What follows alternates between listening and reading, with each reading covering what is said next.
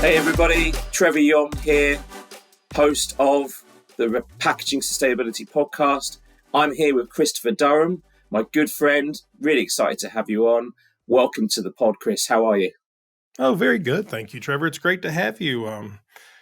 Good to talk to you again all the way from across the pond. So thanks for having me. Absolutely. Over the past year, we've shared a few drinks. We've had quite a few in-depth conversations about the direction of sustainability. For those that haven't met you before, could you tell us a little bit about yourself and your organization?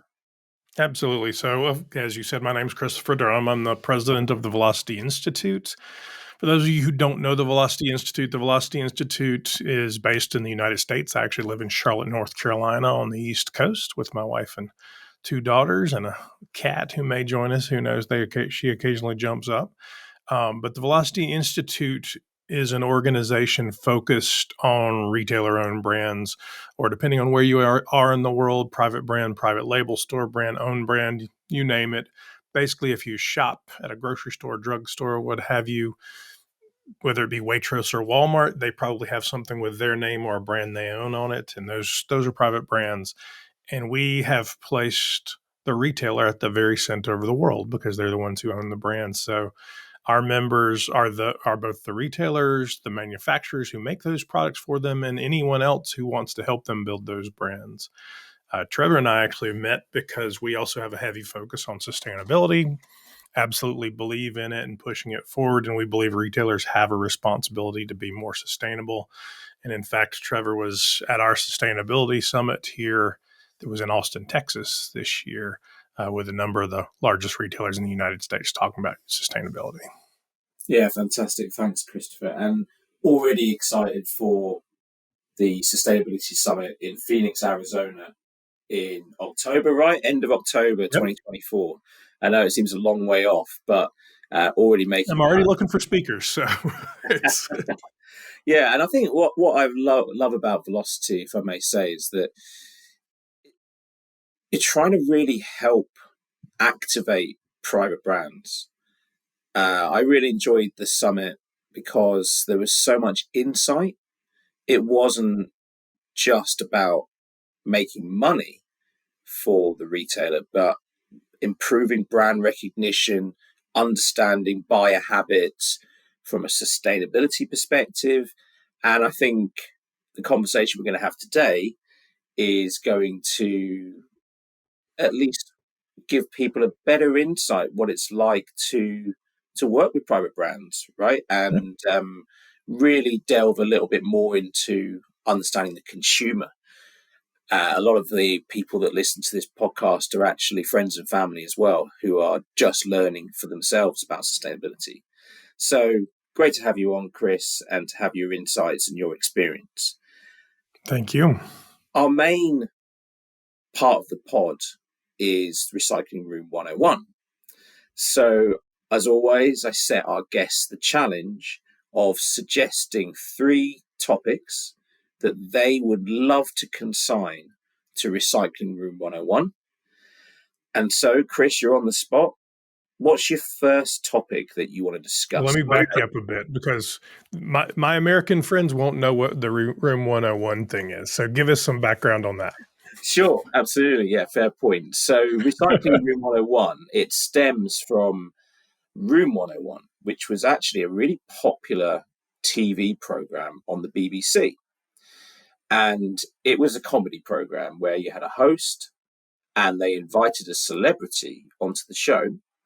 And the celebrity would have to come up with 3 things that they really didn't like.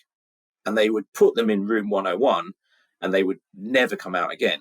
So the example I like to use is there's quite a famous lady. She's a presenter called Anne Robinson and she actually tried to get the whole of Wales, which is a country, a little country attached to England, into Room 101. And of course, that was quite controversial. So we'll see if Christopher's as controversial. If he wants to put the whole of Alaska in, we'll see. Nothing against Alaska. Okay, Chris. It's a lovely state. We'll keep it. Yeah, exactly. I think it's one of the better ones. So where do you want to start, Chris? Oh, absolutely. So I don't know that anything is as controversial as kicking out whales. Of course, it's about sustainability. So I'd like to start with just acronyms in general. I feel like the conversation so often devolves into a lot of letters. And unless you're a professor or someone deeply immersed in it, you get lost and you just simply don't know what it's talking about. So let's talk about real things and use real words so that the rest of the world, can understand the conversation and try and participate. Are there any that spring to mind associated with sustainability or the environment that I mean, aren't it's related? just endless. It's just endless. Any list of chemical names, all the COP stuff that's going on, that's never ending in Europe. Every year, there's a new version of COP this, COP that. Right? It's not that I don't disagree with it. I think it's great work. That has nothing to do with it. It's just that if you're not immersed in that world, I don't know what you're talking about. Yeah, I totally understand and agree, actually, because we've got acronyms coming out of our ears over here with legislation. I could throw out DRS, EPR, Right. um, PFAS, right? People are talking about PFAS. PFAS, right? That's a good one. What the heck is a PFAS? Because I can tell you, if I asked my mom, she wouldn't have a clue. Exactly. I appreciate that. And I think that what you're saying is we need to widen and broaden the conversation so that we can get more support for the good things that people are doing. Um, Well, we can't fix this with the academics and the scientists. There's not enough of them. If we could, it would have already been done. that's a really good point. We need the foot soldiers, right? The people who are actually consuming products and consuming Yeah. packaging to understand their place in this entire process. I think if we just dwell on one of those for a moment, the DRS, which is the deposit return scheme, is Mm-hmm. a really hot topic in the UK at the moment. It was actually delayed in terms of its implementation in Scotland, another country attached to England, only last year. And there was a huge amount of furore and investment that went into establishing a deposit return scheme in Scotland. And most people don't even know what a deposit return scheme is. But for those that can remember, maybe the 60s and 70s in the UK, you used to be able to get your money back if you collected up milk bottles. And that's essentially Yeah, I what. mean that's how it was with glass here. So Yeah, Coke exactly. bottles or whatever, you could get a nickel or a dime or whatever. So if you were a 12-year-old, you could go find $1 worth of stuff and get some candy. Exactly right. And I think if we were asking our kids to think about a DRS scheme, they'd say, "What on earth are you talking about?" We probably need to make things a little simpler. Here's a quick message from our sponsor, Aura. This podcast is brought to you by Aura, bringing together leading consultancy, pioneering technology, and data-led insights to help organizations meet environmental compliance and manage sustainability every day. Okay, cool. So that's number one.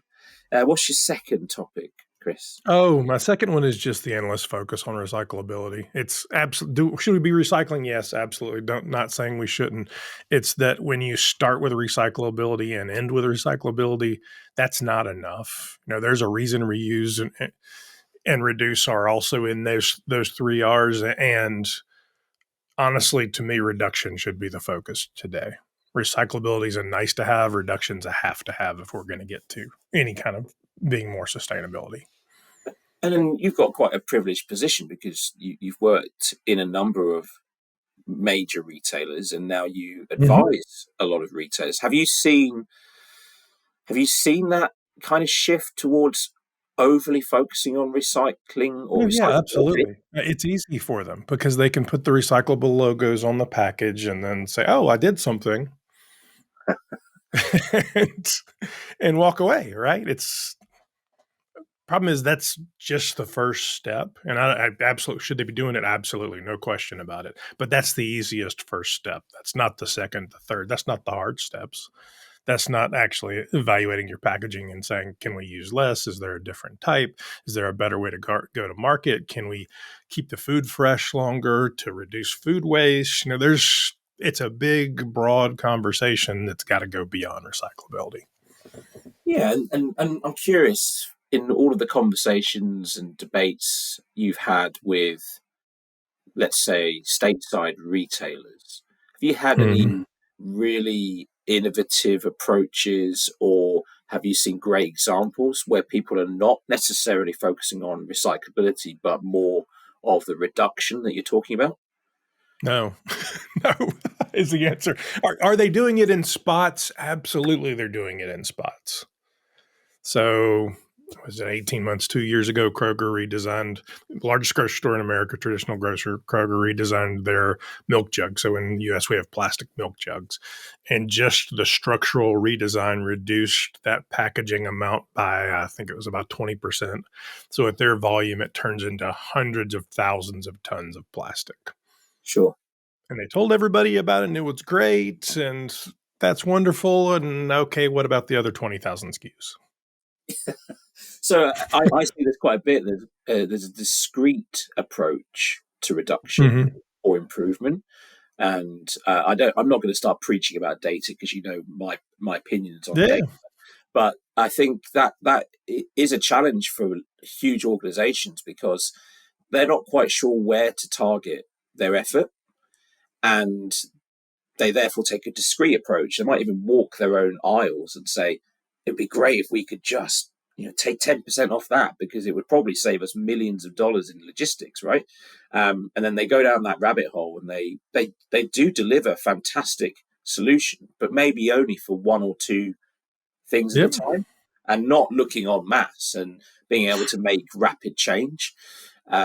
What's your view on refillables? Have you seen much of that going on in the States? We see a lot of people testing it. I mean, I think,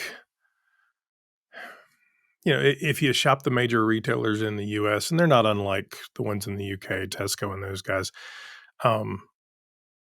scale is a challenge for refillables, so doing it at 700-800 stores and maintaining it and the labor that's associated with it in store.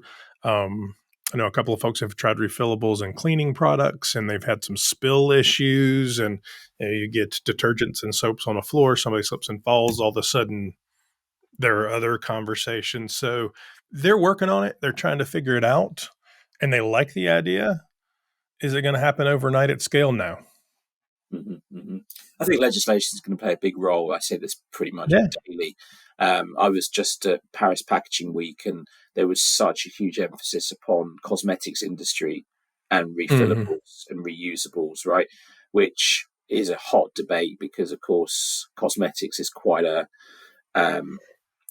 it's a very high revenue industry and quality. Well, and it's 2 cents worth of product and $5 worth of packaging.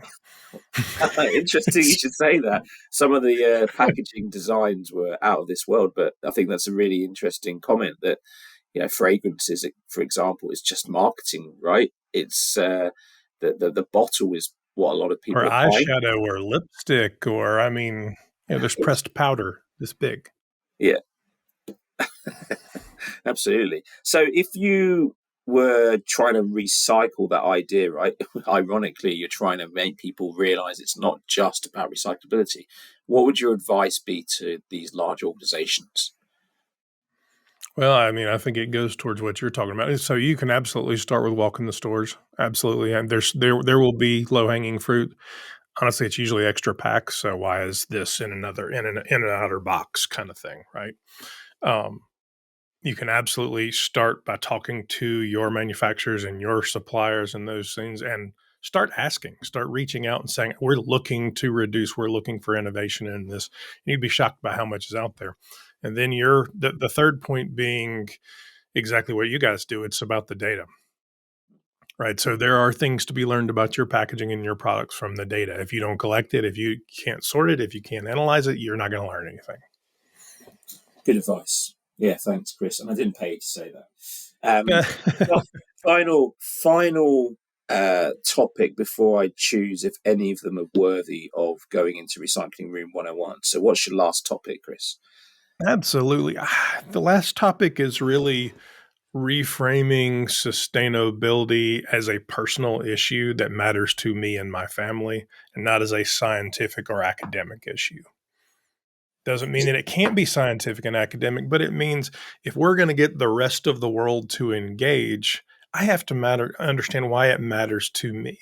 Does it help me take care of my family, my home? Will the food taste better?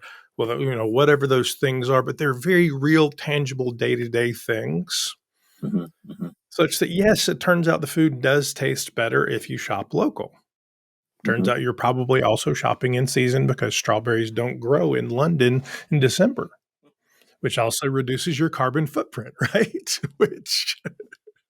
That's a really So there's a fascinating. lot of things that we can talk about that I can do that will impact my life, my home, my family, that don't necessarily cost any more money. They're just making better choices. And what I like to tell people is we're really saying you want to take better care of your home and your family. Let's expand that to the entire earth, right? So I'm going to, as you guys would say, hoover my house or, whatever it may be. I'm going to take care of this space that I own and pay a mortgage on. Well, I actually own the bigger space too. I love that. I think you've really well articulated the biggest challenge with sustainability, right? We can do all the analysis and we can do all the marketing and we can create fantastic packaging. But if individuals don't take responsibility and don't understand the impact of their actions, it will all be for nothing. And we'll all spend our time in the sustainability industry patting each other on the back and saying, job well done. But until the Durham household actually can make informed decisions which look after your team, it's not going to make enough of a difference. No. Okay. I mean, it's got to be the millions of families. It's got to be the single mom. It's got to be, just making smarter, better decisions that are economically smart for her, that make the food taste better, that make her family healthier and safer. Yeah, I love that.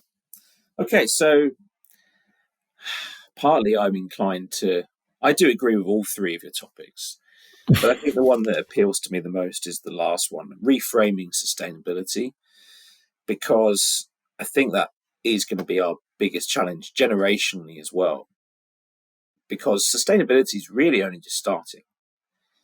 And I think it's families, it's communities, it's groups of people that are going to make the biggest difference. Yes, the science is important. The data is important. But no question, unless we can actually make that accessible and make it common sense, we won't progress as a society. So reframing sustainability, that's going into Recycling Room 101. Well done, Chris. I think 3 fantastic topics. Good stuff. So before we finish up today, I always like to have a Teach Trev fact. I'm always on the hunt for the most obscure, interesting information I can find out. So, Chris, what's your Teach Trev fact for this edition? Teach Trev, you probably know this one anyway, but so in the United States, we're in the private brand business. This is what we do all day, every day. We're this wide and this deep in private brand. So when we're talking about sustainability in the United States, the easiest way for someone to make a more sustainable choice is to honestly buy natural and organic products. If it's certified by our federal government as organic, there's no GMOs, there's no chemicals, there's all these things that automatically will make it a bit more sustainable. What's a GMO, Chris? You just use an acronym. There's one of those, genetically modified organism, or not organization, Okay. organism. Carry on, sorry. But that's the problem, right? So that's the whole thing. Where that jumps into the private brand space is what most people don't know is the largest natural and organic branding in the United States is owned by a retailer. So owned by Kroger, the largest grocer here in the U.S. It's called Simple Truth. It's $3 billion plus in annual sales. So pretty large, about 1,500 SKUs in the set. So a very, very large brand. So when you start looking at some of these little niche national organic brands, absolutely try them. Love to see you try new stuff, but there's one here in the U.S. that is just dominating in size, and Kroger's committed to it, and they're telling their customer about it, and they're trying to make their lives better and give them tasty food. Fantastic. Thanks very much, Chris. It's been a real pleasure to have you on. I love the variety of guests that we have on the Packaging Sustainability podcast. And it's always great to just get someone's incredible industry insight. And for my listeners and the viewers, go and use your search engine, look up Velocity Institute, because the work that Christopher and the team are doing at Velocity is fantastic. Thanks very much for your time today, Chris. It was great having you on. Thank you. See you next time. Absolutely. Thanks for listening to Trev Talks. If you'd like to be featured, or you've got a question you'd like us to discuss in the next Trev Talks episode, simply drop me an email using the email address in our show notes. Trev Talks is brought to you by Aura. Aura brings together sustainable packaging consultancy, pioneering technology, and expert-led insights to positively impact your business and our planet. Find out more about how Aura is helping leading businesses to achieve their sustainability objectives